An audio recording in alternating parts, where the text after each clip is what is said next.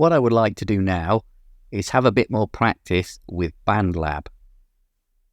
What I would like you to do is to put the bass accompaniment to the tune for London Bridge is Falling Down into BandLab. I would like you to add a new instrument and then put the bass accompaniment in to that instrument. Okay? If you think you can do that now, please go ahead and do it. If not, please follow along. I'm going to do it now, but if at any point you think you can finish off the job on your own, please just stop the video and do it yourself. Perhaps come back at the end to see how I did it. Okay, let's go ahead and do that. Remember now that we're in the bass clef. So first thing to remember really is that the treble clef represents notes above middle C on the piano, and the bass clef is below middle C. Remember also that the lines and the spaces correspond to different notes. So that's a note in the second space. And remember, our way of remembering that is all cows eat grass. So that's a C. So that's pretty easy. We're at the bass clef, we're below middle C. So that is the C, the octave below middle C in the piano. And it's a half note, but maybe I'm getting ahead of myself. Let's go into BandLab now. So I'm in my tune, and the first thing I need to do is add another track. Add another track, click. New track, I want my virtual instrument again, so I click virtual instruments. And it just says instrument. So first thing I'm going to do is just change the name, double click. I'm just going to call that bass. Okay. Now I need to find my note. And remember, let's just remind ourselves, we're in the bass clef, which refers to notes below middle C. That A at the top is the A below middle C, so we need to go a few notes down. That's the C below middle C. Going back over into BandLab. C4 is middle C, so our first note is that one there. So the octave below middle C, C3. We're set up there to use quarter notes. It won't let me change it until I put a note in. So let's put in that first C note. Now let's make it into a quarter note. It should be a quarter note. It's actually put in an eighth note. So I've changed it to a quarter note now, and it should allow me to do that. So first note is a C, and it's well, it's not a quarter note, is it? It's a half note. So let's make it last 4 of those divisions. These divisions are eighth notes, obviously. All right, so that's a C. That's our first note. Our second note is an A, and no, it's not. It's a G, isn't it? That's the A on the line. That's a G there. So it's the G below middle C. Middle C is there. B is there. A is there. So that's G. Stick that in there. And you'll notice if I come up here, I've got my 2 instruments on the left, and the notes have just appeared up there on our main piece of music. So if I just play that, and I've got my first 2 bass notes. Okay, hopefully you know what you're doing now, so feel free to complete this without me. If not, I'm just going to go ahead and do it. Pretty straightforward. It's the same bass notes pretty much all the way through, a little bit of variation, but most of these bars are the same. So again, we've got a C and a G, so let's do that. Just copying what I've done before, hopefully it will remember. C, yeah, a G. Next bar is a B and a G. Okay, so we're just going 1 note down from the C.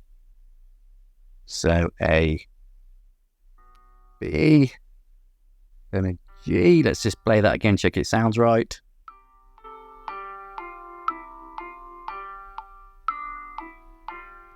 Brilliant. B and a G. Let's go back to bar 4, back to C and G. So, one up C and G. I think we can go ahead and do our next line. Again, it's C and G.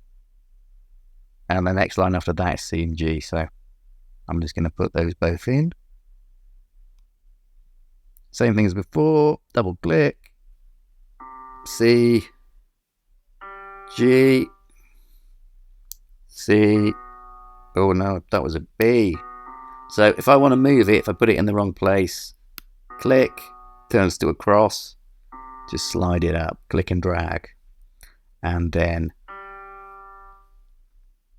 G. And then right at the end, did I see a chord? I did see a chord.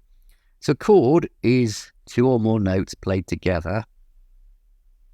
And the notes in our chord here, again, are C and G. So rather than playing C and G one after the other, we play C and G together, and that gives us a chord. C is the first note of our C major scale, and G is our 5th note, C, D, E, G. Okay, playing them together, that gives us what is called a 5th chord, but we're going to learn all about chords later on. Okay, so let's just put those into BandLab.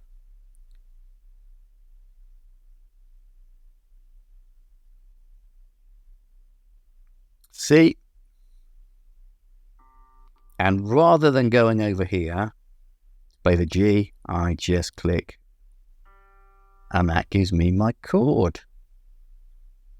Right, let's press stop to get our little playhead back. That little line there is called the playhead. And let's press play, see how it goes. Oh, it's not going to be right, is it? Is it going to be right? Try it.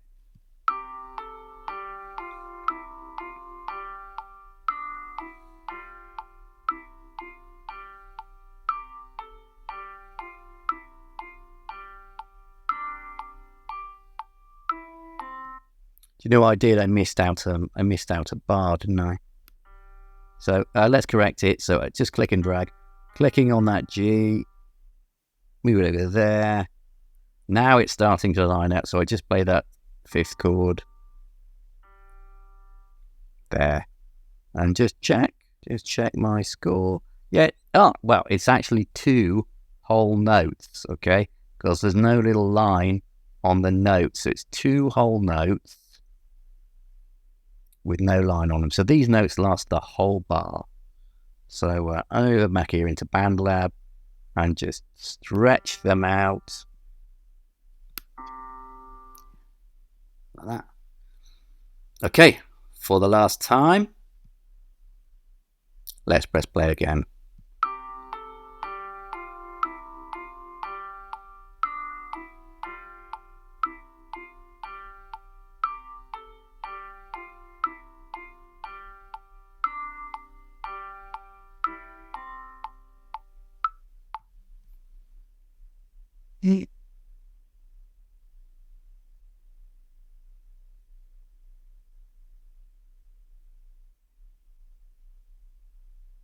I see where we've gone wrong. That should be a B. That should be a B.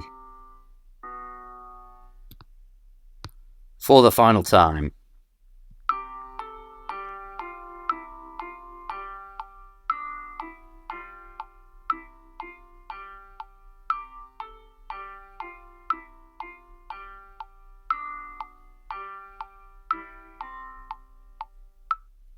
And that's our first tune. Hopefully you were able to do that without any significant problems.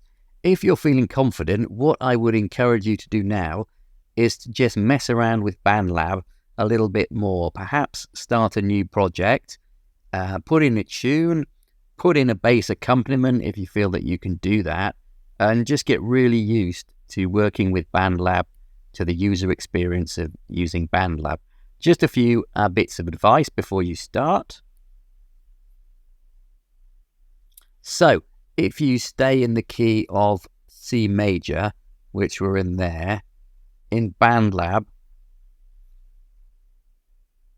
that would mean you're only using the white notes, so C major and A minor actually as well, but C major is the key we're working in.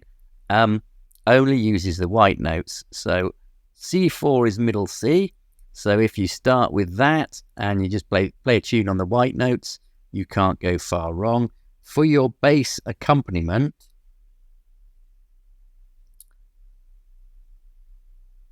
you've got the notes C and you've got the note G, okay? You can't go wrong with those two notes as the bass accompaniment. You might want to work in an F as well, see how that goes, and maybe even put in a few fifth chords. Remember, once you are done, to save your work. It's a bit faint to see, because I've saved mine, but I didn't mention that I was doing it. So over here, next to publish is your save button. Remember to regularly click your save button whilst you are working in order to save your work. Make sure you don't lose it. So you know what to do. Have a go at it. See if you can make up your own tune. See how it goes. And when you're ready, I will see you in the next section where we will start learning a bit of the theory of chords.